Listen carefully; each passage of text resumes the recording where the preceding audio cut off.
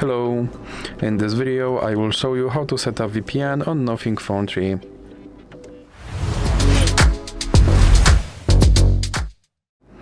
So you have to start by opening your Google Play Store, then click on search bar and type in Turbo VPN and click search. Then select this application and click install.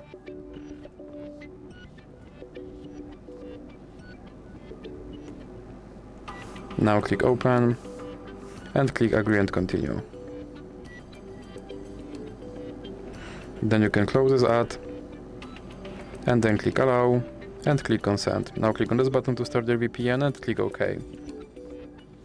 And now you can close this ad. And as you can see, I'm connected to VPN in Canada. So that's it for this video. If you liked it, please remember to leave a like and subscribe.